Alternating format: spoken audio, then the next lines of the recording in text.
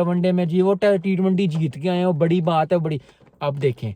एक के बाद एक स्टेप के बाद एक स्टेप के बाद एक स्टेप के बाद, इसी तरह जिंदगी में प्रोफेशनल पर्सनल में you have to take one step at a time. और जब आप वन स्टेप लेना शुरू करते हो, आहिस्ता आहिस्ता बिल्डअप करना शुरू करते हो, फिर आप अगर साल बाद देखोगे, 1.5 साल बाद देखोगे, 2 साल बाद देखोगे, 6 महीने बाद देखोगे, तो पीछे मुड़ कर देखोगे तो इतने ज्यादा स्टेप्स हो जाएंगे आपको पता नहीं। 360 स्टेप्स आपने साल के अंदर, अगर आप 365 हर दिन एक नया स्टेप ले रहे हो या हर दिन एक नई चीज करना चाह रहे हो या हर चीज एक चीज करना चाह रहे हो, तो बड़ा ही अच्छा हो जाता है। I hope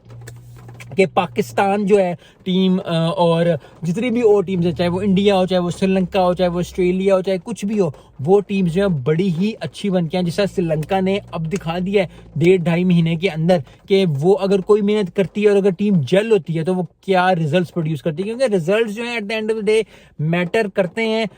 in on a certain point. Yes, जीत बहुत इंपॉर्टेंट होती है, लेकिन टीम जब जल होती है और टीम जब अच्छी लगती है तो बड़ी